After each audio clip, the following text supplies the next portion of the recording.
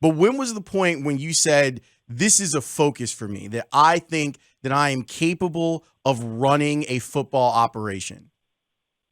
Yeah, I can't pinpoint the exact time. Probably when I started becoming a college director, and also the important thing to look at is the process that we had in Kansas City, and that gradual step to become a championship level team. And when you see a team go from where we started, when I first walked in the building, to what it is today, that gets you excited, and you want to see if you can take some of the things that you've learned over that time and apply it to another organization and build another champion. Now, the thing to remember is it's not a cookie cutter deal. You can't just take every single move and every single philosophy with you. You got to get here and find out, exactly what this place needs, and it's going to be unique in terms of the process to get it up and going.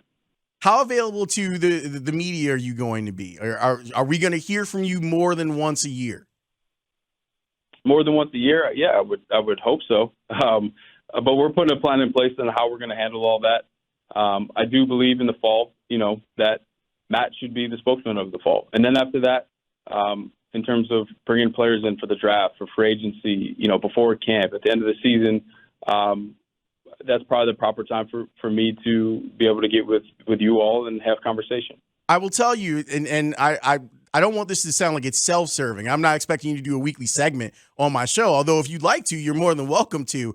It's just that the fans do want to hear from you. As weird as it may sound, they do want to hear philosophically where you're coming from. And to tell you the truth, Ryan, they want to buy into your vision. So I hope that you take the opportunity, whether it's this radio station or talking with people who do this online or in the newspapers, take advantage of that, because people care about this team deeply and they really want to hear what the general manager has to say. Yeah. Yep. Okay, good. I'm glad that we found Dayton on that. Okay. Other thing that I thought was really interesting from your press conference is you seem to draw from different places.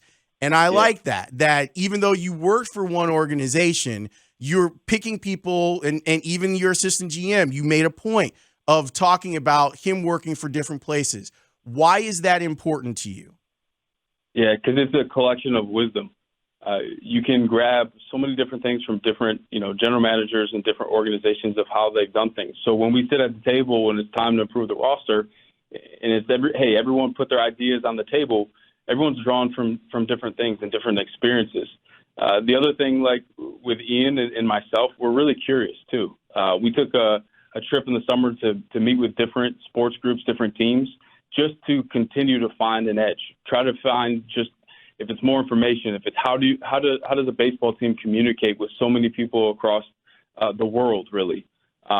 Sports science, how do we get players in a position to be at their optimal level of performance? So that's what he brings and I bring together. It's that curiosity and growth mindset. But like you said, there's so many experiences that we've gone through from different places that you can then put it in place here. I just had your head coach on. I'll ask you the same question. When you turned on the tape of Justin Fields, what did you see? What I saw was potential to be a really good quarterback. And we have to do our job to surround him with really good players and to surround him with protection. And like I mentioned in the press conference, this is the most important piece. Find out what he does well and do that a lot. And then the weaknesses we attack and get better at. I think that right there should be the plan. It will be the plan. And we should see him get to his best.